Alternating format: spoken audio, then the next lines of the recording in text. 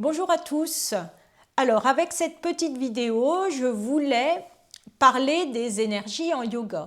Est-ce que vous savez que chaque posture déploie en nous une ou plusieurs énergies et que chaque énergie correspond à ce qu'on appelle des chakras, des centres d'énergie.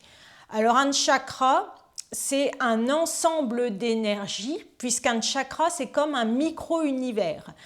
Un chakra, ça correspond alors à un élément, ça correspond à une couleur, puisque par exemple les couleurs de l'arc-en-ciel ont des taux vibratoires différents. Donc un chakra relie plutôt à une couleur, puisque les couleurs sont des vibrations également. Un chakra, ça rattache également à une planète. Un chakra, ça rattache également à des formes, à des archétypes. Ça rattache en fait à tout ce qui a le même taux vibratoire que ce chakra. C'est en cela qu'un chakra correspond à un micro-univers. Un chakra correspond aussi au règne, le règne minéral fond du bassin, le règne végétal arrière de l'os du pubis, le règne animal nombril. Donc chaque centre d'énergie implique le déploiement d'une infinité d'énergie en nous, et les postures, elles permettent justement de rentrer en lien, enfin de ressentir plutôt, de déployer en nous ces énergies. Il faut connaître, plutôt ressentir, il ne faut pas connaître, ça ne s'apprend pas dans les livres, ça se ressent. On doit pouvoir ressentir à travers les postures de yoga quel centre d'énergie on déploie. Si on déploie plutôt des énergies de basse vibration, qui ne sont pas mauvaises, ce n'est pas parce qu'elles sont de basse vibration qu'elles sont plus mauvaises que celles de haute vibration, puisque de toute façon notre corps est fait de matière, donc la matière c'est de l'énergie densifiée, de l'énergie de basse vibration. Alors soit des postures déploient des énergies de basse vibration, plutôt les centres d'énergie fond du bassin, arrière de l'os du pubis, soit ça déploie des énergies un peu plus éthérées, moins denses, donc nombril, l'élément l'élément feu, l'élément air dans l'espace du cœur, l'éther, et puis encore d'autres énergies infiniment plus éthérées.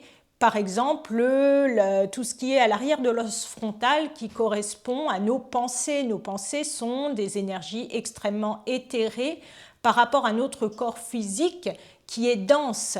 Le corps physique est un amas d'énergie dense. Donc quand on réalise des postures, il faut savoir qu'on ne travaille pas uniquement son corps physique, on travaille également son corps énergétique. Il ne faut pas faire n'importe quoi. Quand on fait une posture sur la tête, elle éveille le centre d'énergie, le Sahasrara, sommet de la tête. Donc on ne le fait pas n'importe quand. Cette posture, on doit la coordonner avec d'autres postures.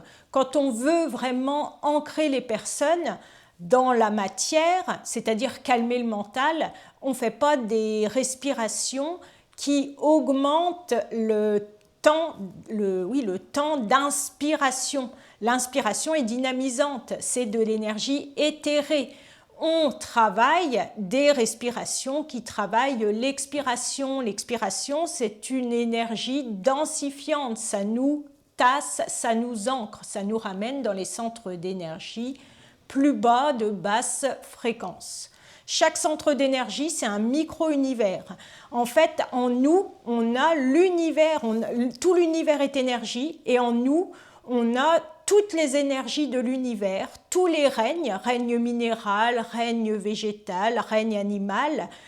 Absolument tout dans l'univers est énergie, et absolument tout se trouve en nous, puisqu'on est relié à l'univers.